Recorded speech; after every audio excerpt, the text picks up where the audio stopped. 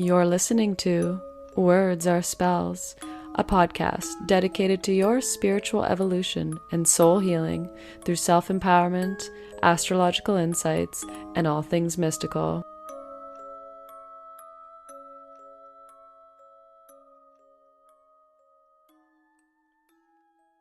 Hello. Your intro today is brought to you by my favorite guest in the world, Chance Stedman. Say hello, Chance. Hello. Okay, Chance and I are here together. You seem a little nervous, Chance. I'm just chilling. Okay, I well, love this podcast. Chance seemed a bit nervous, but we want to do an episode together. So let me know. Send me a DM on Instagram. I'm Luna Veronica Mystic. Send us any questions you have about our love. What do you think people are going to ask us, babe? How to keep the spice alive. Probably some sneaky questions. Sneaky questions? Yeah. What do you mean? You want to get some juicy details on how we love? I think that sounds pretty valuable. Yeah. Well, send it over. Okay. This is a bit impromptu. I had to make a intro, and so I sat on Chance's lap, and here we are. I think you guys are really going to love this episode. Mark is a super cool, old school astrologer. It's really interesting to talk to someone who's been doing this for a really long time and who has stories from the hippie area. I totally love it. In other news, you are listening to Words Are Spells, and I know that if you're anybody like me, you probably listen to many podcasts and you don't really review or subscribe or do anything. You kind of just download the episode and you listen and you're like, hey, great. Well, you know what would be great? What would be amazing is if you actually took the time to rate the podcast, to subscribe it, to review it, send some love, because your reviews, subscribes, all of that is just so important, so valuable for the podcast to keep growing and that I can keep doing this for you guys and spreading more magic. So if you have a moment, you can do that, or you can send the podcast to a friend or post your favorite episode on your Instagram stories, and you can tag me and I'll repost it. So one more thing is that the Academy of Witchcraft officially launches in 1 week. Tell us about the Academy, Chance. What can they expect in the Academy? Well, you can expect a bunch of stuff, like sisterhood, altar creation, astrology, tarot, spellcasting, intuition, all kinds of good stuff. And why should they join it? Well, mainly for, I don't know. What? Babe, you can't say that. Come on, you gotta sell it. It's gonna be epic. We're gonna have an amazing coven of badass witchy sisters doing ritual and magic. He doesn't know. Boys don't know. They don't know what's going on. But if you want to join when you're listening to this, we still have 1 week left for enrollment. You're not going to hear me speak about this again because this is the last time that I'm going to be offering it live. So you can check out my website at www.lunaveronica.com, or you can send me a DM on Instagram. Send me a message with any questions, any concerns. I do have 2 scholarship options for people who are in financial need or they're marginalized people, entrance into the Academy. So if that is something that you are wanting and you're ready to commit to this circle with us, then we'd love to have you. So without further ado, please enjoy this episode with Mark. Hello and welcome to another episode of Words Are Spells. I'm super excited to have Mark Borax on the podcast today, otherwise known as Soul Level Astrology. Thank you so much for being here, Mark. My pleasure. So can you tell the audience, the listeners, who you are, what it is you do? And I know that you have a unique approach to astrology and how you do astrology. So I would love to hear in your own words. Sure. In 1987, I came up with Soul Level Astrology, which became my practice. I've been doing private readings for people all around the world ever since then. And the whole idea of Soul Level Astrology is that the soul comes before the astrology. Unlike most astrologers, I'm not crazy over the chart. I only use the chart as a scope in order to reveal the core nature or the soul of a person. And in words, I paint a picture of how I see them on the inside, and use astrology as a way to dissolve all the layers of conditioning that come between you and your soul. That sounds very Piscean. Yeah, you could look at it that way, though. I'm a Libra, Oh, uh, okay, okay. with a lot of Scorpio, though. Oh, okay, okay, nice, nice. Okay, so you wrote this book in the 80s. It came out in the 80s. What was astrology like at that time, or what was it like even before that? Well, I didn't write the book then. That was when I launched my practice. For me, I had been studying astrology on my own for about 4 years. I never took a class. It was, long before internet. I had gotten a couple readings, but I'd studied only my own birth chart, Alan Oken's complete astrology book. That was my manual.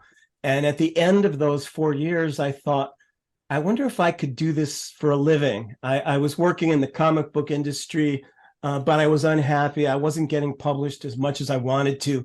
I started working more on the business end of comics rather than the writing end. And I just was restless. And I thought, could this be a career? So for 4 years, I studied astrology. It was just a passion. But then I thought, yeah, maybe I could do this for a living. I was living in the San Francisco Bay Area where there were many astrologers. And to distinguish my astrology from theirs, I called it soul level astrology. I really didn't know what that meant at first, but I knew that I wanted to get down into the core. Little by little, I gained a local following, which spread out over the West Coast. And then a couple of years later, I ended up apprenticing to a master astrologer who was giving birth to a whole new way to do astrology in a mystery school under the redwoods. And that became my first book, 2012, Crossing the Bridge to the Future, which was a mystical memoir of my 7-year apprenticeship. Oh my.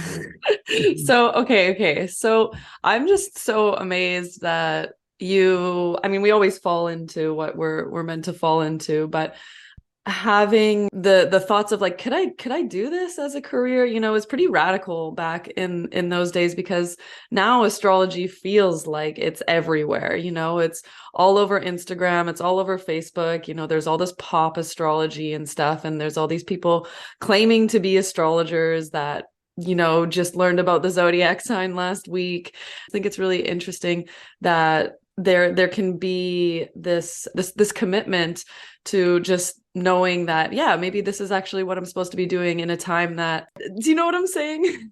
Yeah, it was pretty scary, to tell you the truth. I had gotten kicked out of job after job. I'd lived all over the United States. I had so many relationships with women, and at that point, it was another crazy idea.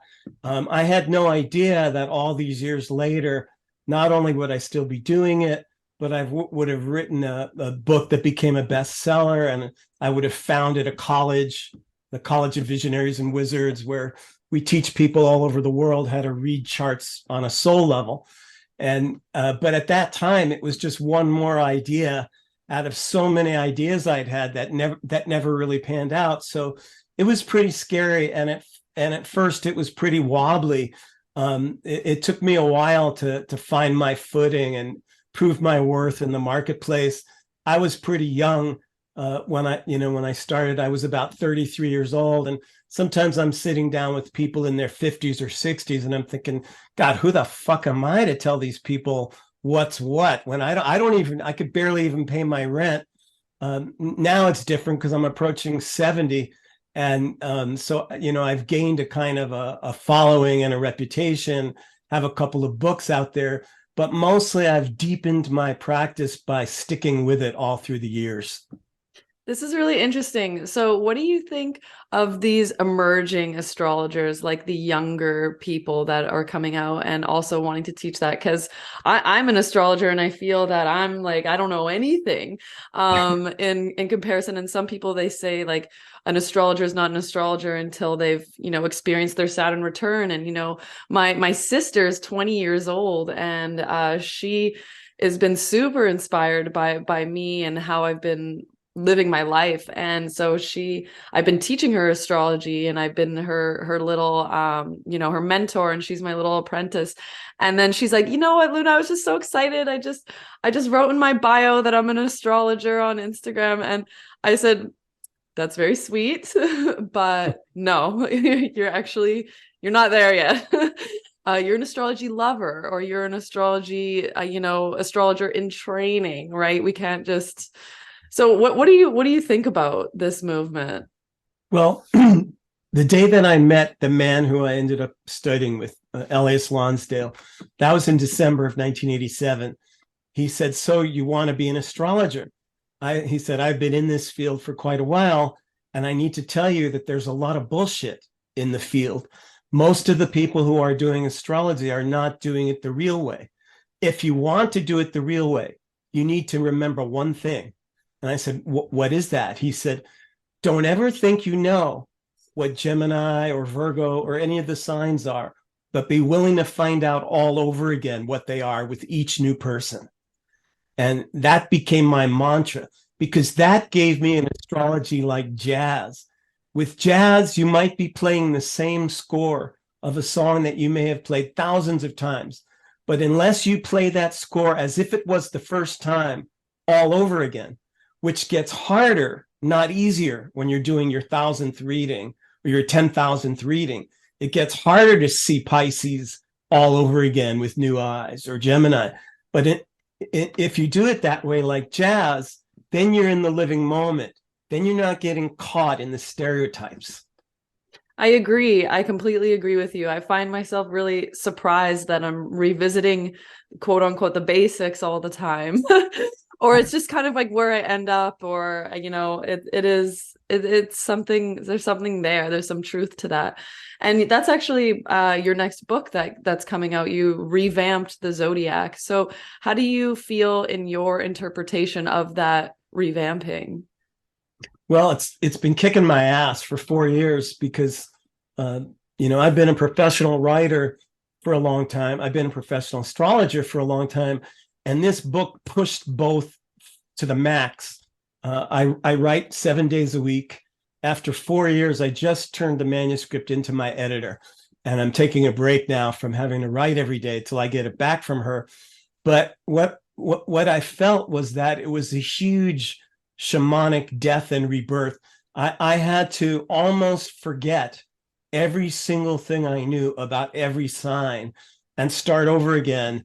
And the way that I write, it's more like an ayahuasca journey than it is like an intellectual exercise. I have to kind of tear myself down and begin all over again, almost like I'm on acid, just tearing it apart and going down into the core of it. And finally, after 4 years, I've got the manuscript to the point where it's almost ready to go. So I feel good now. I feel like I did it. I did what I wanted to do, which was get rid of all the cliches of each sign, present each sign as a journey to a country.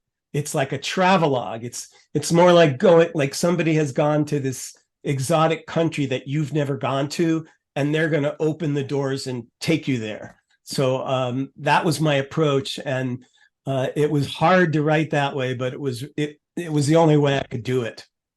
I think that makes sense. Like, if I'm thinking about Gemini, for example, there's all these stereotypes that Gemini is two-faced, or Gemini is, what's the other thing, is crazy. Or they just have these funny stereotypes or significations. But, approaching it, I think for me, I started to really understand the journey of the soul, because I am a Pisces, and that's how I also like to look at readings in a similar way. Yeah, there's a journey. I like that you're, focused on that journey. And what would you say then is the journey of the Gemini? Because, for example, like I would intuitively think like, okay, he's going to talk about the mind and how there's a development of the mind and speech, and how there's communication, and maybe there's journeys with the siblings and the neighbors. But I'm just curious, like, what would you say about Gemini in your book? Gemini holds the hope of the future, because our species has gotten stuck. We have forgotten who we are. We've forgotten what counts. The future's in jeopardy, and Gemini is the least stuck sign out of all. And so when you look at Gemini on a soul level, what you see is that part of the human being that is still excited about the future, that something new might happen here, regardless of how jaded life gets, regardless of how stuck the political situation gets, that still something incredible might happen. That's the gift of Gemini. I like it. Yeah, I'm like, let's do all the zodiac signs, but no, I know that that's kind of annoying. But yeah, okay, so that's really cool. And I'm curious, just because we're talking in the new year, do you have any thoughts on what is going to be the flavor or the vibe of this year, or what you think astrologically is going to happen in a mundane sense? Well, I think the big thing astrologically is Pluto entering Aquarius in the Yes. springtime. And last time Pluto was in Aquarius was during the French and American revolutions.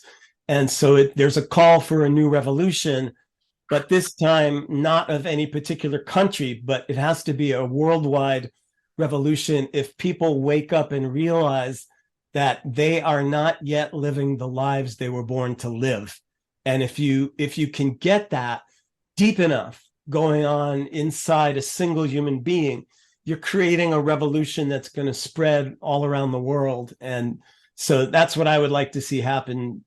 But it's a slow process. It's not going to happen overnight just because Pluto's entering Aquarius. Usually what happens is the counter forces end up getting strong first. Like we're trying to reach an Aquarian age where humanity wakes up and finally realizes it's made of love, that we're not here for any other reason. All the stuff we talked about in the 1960s is true. It's just been taking a long time for that revolution to complete itself. It got derailed. And I think Pluto entering Aquarius is going to pick up where that earlier revolution left off. But a lot of things are going to get harder before they get easier. I completely agree. And I think it's interesting that, it being a 20-year cycle and us just having like a taste of it this year. You have a good approach to it, because there's a part of me that's like, AI is going to take over and robots are going to be like the norm and virtual reality. And that's, as a younger person, this is like actually my fear. And I've also heard that astrologers would describe Pluto sometimes as like a collective fear as well, something that we can be afraid of. So we can be almost afraid of that revolution, or we can be afraid of the takeover of AI, robots, and technology just advancing like really, really quickly. Do you believe in that too? Do you think that's going to happen? Yeah, it's a time where the dark is getting darker, and when the dark gets darker throughout history, it conjures a bright to get brighter. Mm-hmm. And if things weren't getting this dark, it wouldn't conjure that much response. We're gonna see both. We're gonna see technology running crazy, the lack of human soul, people getting swayed by lies, distortions, that very darkening, conjuring a more powerful response on the other side. I throw my weight into the awakening of the human soul. Yes. Do I know that that's going to happen for sure? No. But would I be doing something else even if I knew it wasn't going to happen? No. I'm doing the only thing I can do is believing in the awakening and using all my power to bring it on. Yes, I would like to agree with that, but I don't know, maybe I feel like I do have a bit of anxiety around the whole thing. And astrology is funny sometimes that way, because you could be looking at a transit and you're like, oh no, like maybe this bad thing is going to happen. But then actually the transit is you looking at the transit, internally thinking that something bad's going to happen. That's right. Yeah. So that's right. In fact, in those kinds of things, I take my cue from another Pisces, Rudolf Steiner. And Rudolf Steiner, who was one of the greatest astrologers and psychics and thinkers in the last 100 years, a friend of his said, I've been watching you for many years now, and I'm curious as to one thing. And Rudolf Steiner said, what? I've noticed some of your most sensitive world talks, you always schedule on days of Mercury retrograde.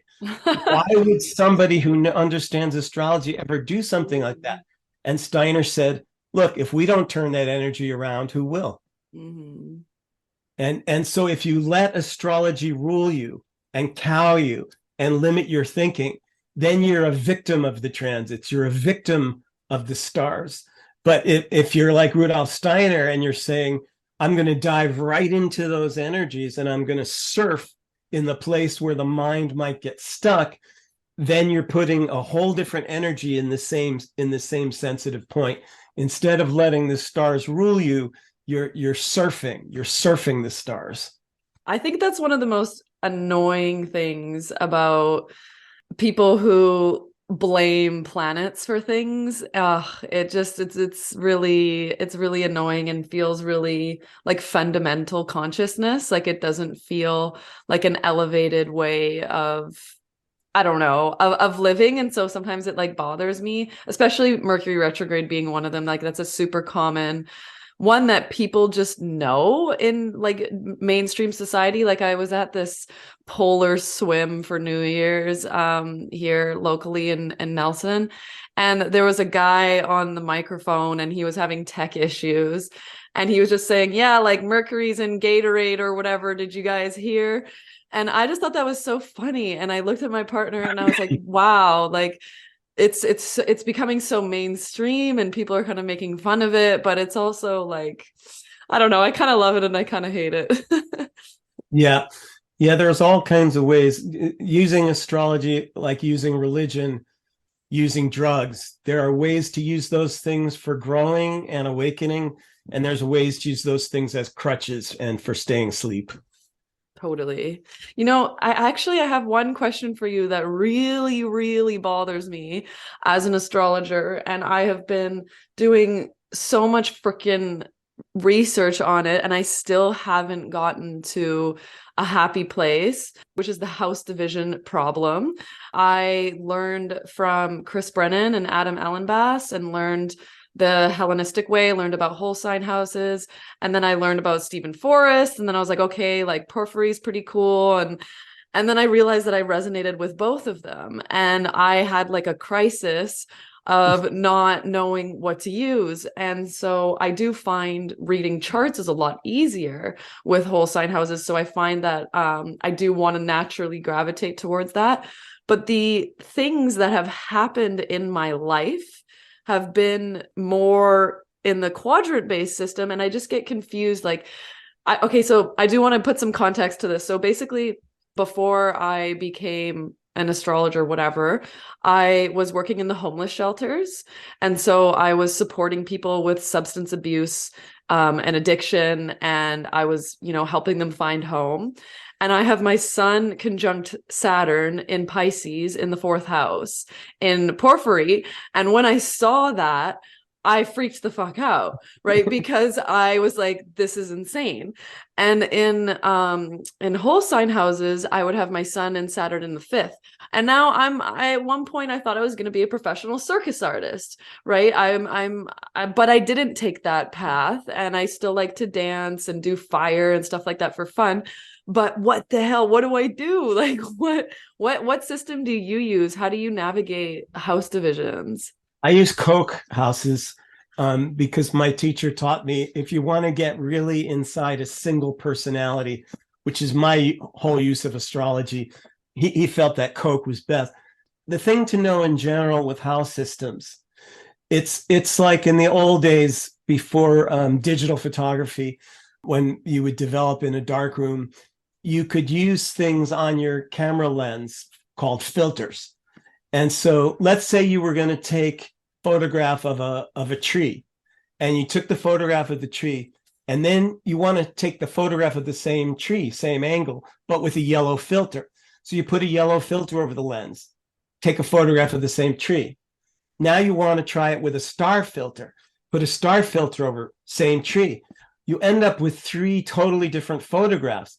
Has the tree changed? Not at all. All you're doing is changing the filter. None of those house systems changed you in any way whatsoever. You're still the exact same person you always were. However, the lens used to view yourself has totally changed. And so if you find a lens that resonates with you more than some other lens, go ahead and use it, because you haven't changed yourself a single bit. Nobody changes with a different house system, just the way that you look at them. Totally. And I agree. And I think the problem is I can see it 50-50. Like there is like, that's what some teachers say. Oh, just pick the one you resonate with more. And I'm like, but they're both, they're both like 100% accurate. You know, like there's, to give you another example, in whole sign houses, I have Chiron in the 11th. And I grew up and I was horribly bullied. And I really believe like there's a small part of me that always feels like the outcast when I'm in community, or I'm the black sheep, or do people really like me? There's this really subtle voice in there. But then in quadrant-based system, then it's in the 10th house. And then so sometimes I'm like, I get really successful and I have this wounding around my own success. I think, oh, maybe I charge too much, or maybe I'm not even qualified, or I'm just so fucking young. Who even am I anyways? So how am I supposed to know do you know what I mean? Well, there's a lot of things you raised there. So let me try and take them piece by piece. First of all, as far as who am I to say anything to these people? Maybe I charge too much. I'm too young. I've been there. And, all I can say about that to you is that the fact that you care enough to doubt yourself shows that you're on the right track. Because instead of just assuming you're the big expert and you're the only one who knows what's right, No. The fact that you're always going to be questioning that, I still question myself, after 40 years of doing astrology professionally. It's always good to keep a healthy skepticism, to keep a healthy amount of doubt.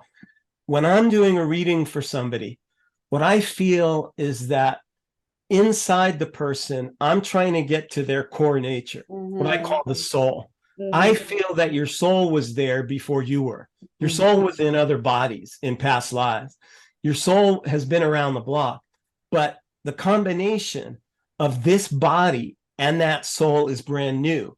And so if the words that I'm saying to you as being a person outside yourself resonate with what your core self is saying inside you, we kind of double team your personality. And then your ego gets caught between what your soul knows and what I'm telling you. And if that's true, then the things that I'm saying to you are offerings in a reading. They're going to start to resonate really deeply. And if you give your advice in the spirit of an offering, rather than you're the big oracle and you're the only one who knows what's right, that humbleness that you're talking about, if you don't get too carried away with it, you got to care enough. You got to believe in yourself enough to even step into that role of caring for someone, talking with somebody, thinking that what you have to say counts. As long as you care about it that much, then the part of you that's always in doubt, that's healthy. Okay, that's what I want to say about that part. Well, you actually did give me some downloads as you were speaking. I was like, I figured it out. Which is that there's a part of me that also thinks that I don't really need the birth chart in some ways, and I'm always continuously amazed by what comes out of my mouth during readings and stuff. So I do, yeah, I kind of know what you're saying. I'm having my own experience over here. Great. That's great. And that's true too. You don't need the chart. The chart is a nice device, but it's not the be all and end all that many astrologers look at it. What else were you saying that I was going to respond to? Just the division of the houses. Yeah. I think what it sounds to me is that one of the things that your soul signed up to learn in this life is to get beyond duality. And so when your mind is caught in the either or, well, is it this system or is it that system? Well, this system tells me something here, good, but wait a minute, but that system tells me something there, good. Beyond the either or is a both and. It's not like one is right. It's not like one house system is right and the other's not right. And so the more that you allow that challenge to lead you to some other place, which you might not have gotten to yet, but it's not having to choose one. It's something that holding the duality, like Rumi has a beautiful quote where he says, beyond ideas of right and ideas of wrong, there is a field. I'll meet you there. And what he's saying is, as long as you and I are stuck in duality, we can't meet. We can't ever meet. And so I think you're doing the Rumi wrestling match. That makes sense. And I think it really does make me crazy. And I need to come to some kind of in between, like you're saying, because also some clients, they say to me like, oh, you do this way. Like when I pull up the chart, it's different. And then they want to know why. And I'm like, you know what? It all resonates in some ways, but I feel that they have some missing pieces. The difference, like if I'm looking at whole sign, it feels like something's missing. And then when I look at the other one, it's like, oh, that actually completes that overall view. And I think just the way traditional astrologers or people do it, they're like, there's one system, this is it. And there's not much of a dialogue, like Chris Brennan, when he found out about, ancient astrology and whole sign houses, and he wrote his book, and he's like, this is it, right? This is the system. And so it can be kind of hard to be like, well, what about and it's a really esoteric concept anyways. And because what really bothers me as well, that I also still can't wrap my head around, is how can we confidently say that oh, Venus just moved into Aquarius when it hasn't? Yep. Yeah. And that brings in the question of how much is faith, how much is science, how much is mystical, how much is scientific. I'm not a big advocate of the mathematical, scientific, precise way of capturing the stars. Yes. I'm much more of a mystic. Yes, I got that. I work on the cosmic side, and so you're not gonna find an advocate in me of explaining to you the scientific principles and how far the constellations have moved in thousands of years. That is not my area of expertise. I'm a soul man. Thank you for saying that. That actually gives me a lot of permission, because I do feel that people kind of expect you to know everything as an astrologer. And they're like, yeah, they just expect you to know everything. And I feel embarrassed sometimes when I don't know something, or if I don't know that exact date, then I just like, oh, I'm like, Luna, you're a phony. You're not actually good. You need like 20 more years to know what you're talking about. So I do like that permission, or it's like almost like a boundary of your energy and what you're good at. And it just sounds like you've claimed that. So I do respect that. Thank you. Yeah, there are many things that I don't know. And at the same time, I've learned that there's a mystic force that occurs when you care enough to step in between a person and their confusion, to step in between a person and their karma, a person and their delusions. And even by your willingness to go in there with a combination of strength and humbleness, combination of clarity and confusion, because you're always going to be human. You're never going to be perfect. And so when you make of your imperfection an offering, then the fact that you're not perfect isn't going to keep you from stepping into that magic seat where a lot of forces are at work, because there's spiritual forces that want humanity to grow, to get off its stuck place. And if you step into that role, you get a lot of spiritual backup. Yes, that totally makes sense. As you were talking, I saw I'm having the Sun Neptune transit that's hitting my sun, and I did like a check-in with my astrologer with Adam, and he looked at this transit. He goes, "Are you okay?" I was like, "I don't know. I don't really know." Actually, I think when that transit first started happening, I had a really horrible mushroom trip, and it was the worst thing that I've ever experienced. And I actually started doing a little bit more research on why I allowed that to happen in some ways, because I do feel like I kind of allowed that to happen. And Richard Tarnas, he spoke about how he got into astrology and how he was actually doing psychedelic research, and that, like, not doing anything with astrology, but he was just doing psychedelic research. And then he was trying to understand why some people had bad trips versus some people who had really good trips.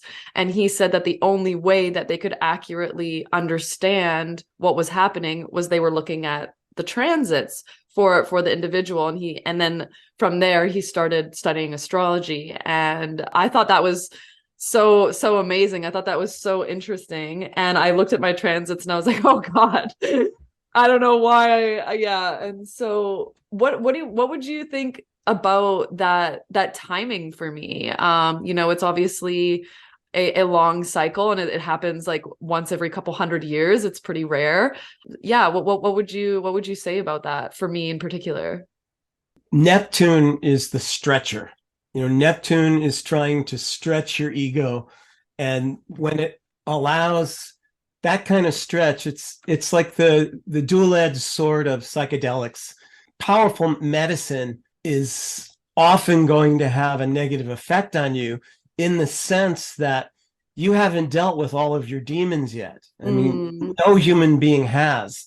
And so when your boundaries are stretched, when your ego is stretched, when you're kind of Neptunized, there's always risk involved. I started taking acid when I was 16 years old, and had no idea what I was getting myself into. But what I found was some of the deepest, most powerful, transformative experiences of my life. When I was 16, 17, 18 years old, those were in the early 1970s. And I was plunged into deep, deep states. I was thrown into my demons. And at the same time, I realized, oh my God, there's so much more to what's going on here than anyone has ever told me before. I got plunged out of my little Connecticut town into the cosmos like a live wire. My first acid trip, I took 2 hits of barrel acid, and I went to a Traffic concert. And, oh my God.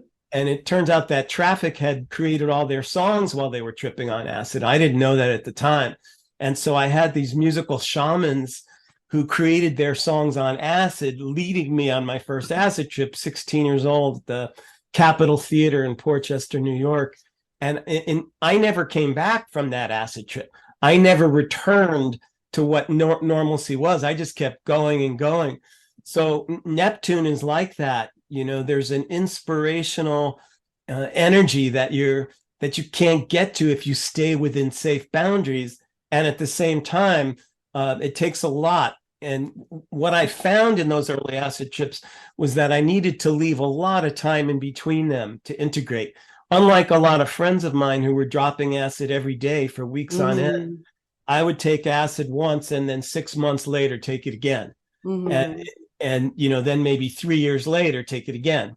But the acid was a lot stronger in the 1970s than it is now. You'd need about 20 hits of today's acid to equal what we were taking in those days, which is probably a good thing for current teenagers. Really, I beg to differ. This is some pretty strong shit out there, man. I love that story, and having more of a backlog of you there. I can visualize you as a young boy, and it's so cute.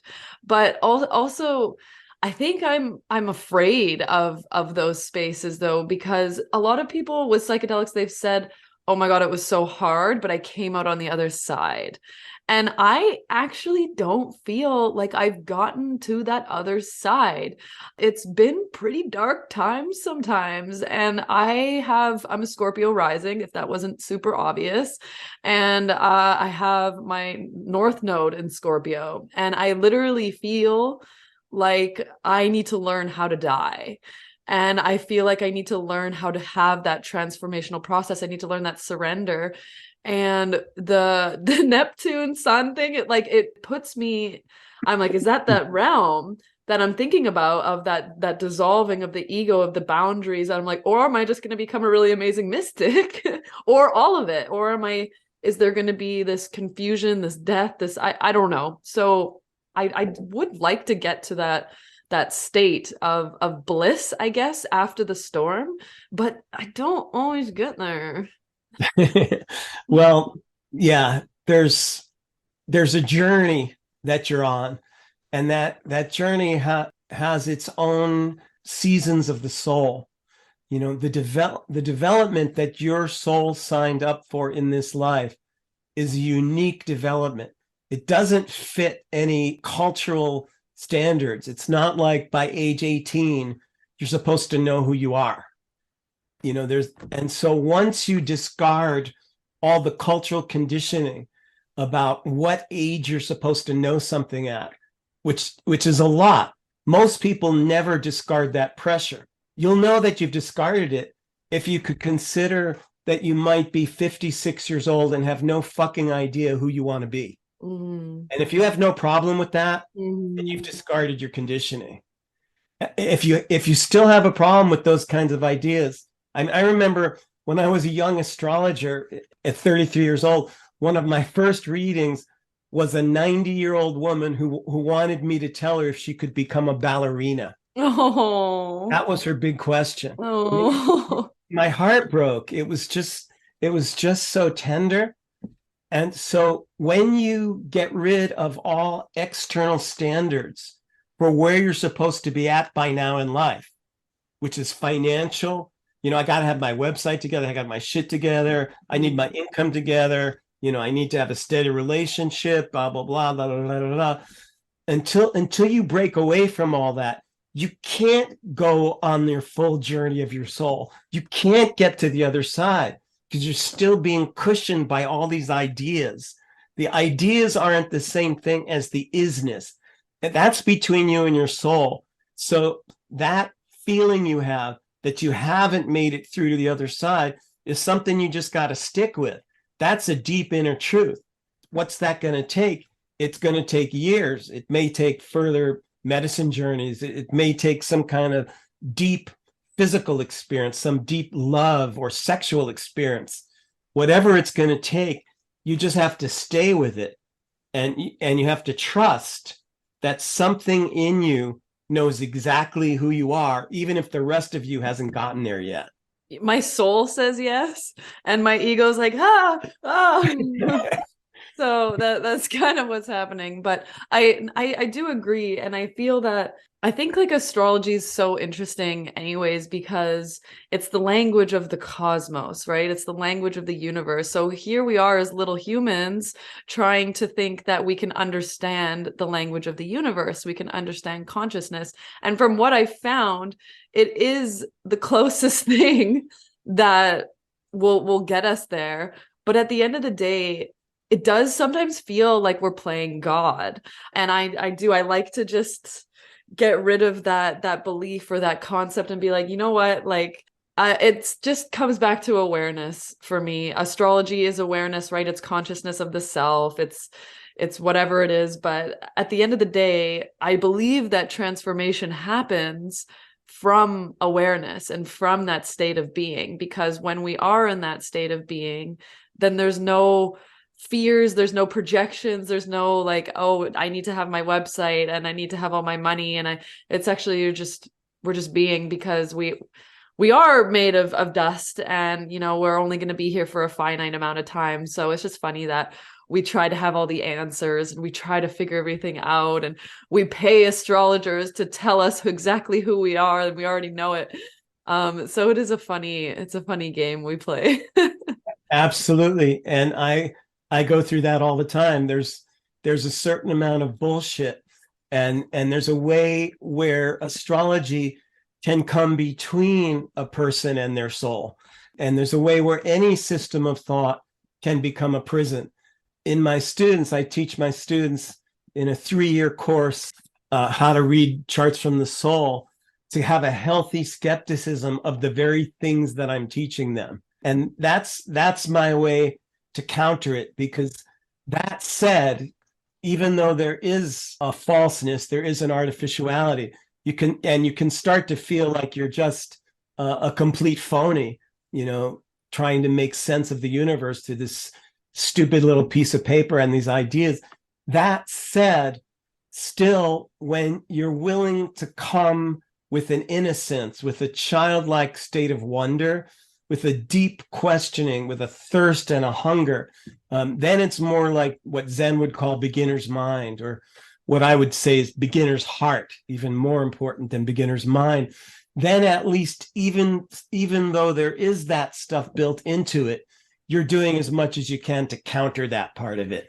Mark, thank you so much for coming on the podcast and sharing your wisdom and letting me entertain you with my questions. So thank you so much. Where can people find out more about you and your work and maybe check out your books?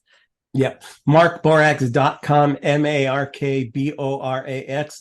You can sign up for my free monthly newsletter. It's called The Cosmic Weather Report. You can find out about my books. My first book, 2012, Crossing the Bridge to the Future. It's a mystical memoir of my adventures in sex, love, and astrology. And my second book, Cosmic Weather Report, Notes from the Universe. My third book is called The Ruby Heart of the Dragon. It will be coming out in May. You can find out on my website about my private sessions and the classes that I offer too. Amazing. Thank you so much. It's my pleasure, Luna. Thank you so much for listening. Make sure you subscribe to Words Are Spells so that you never miss an episode. If you love what we're speaking about, rate us 5 stars and write a review about why you love the show so that other magical people can find us too. Finally, if you want more astrological and witches empowerment content, make sure to follow me on Instagram at luna.veronica.mystic.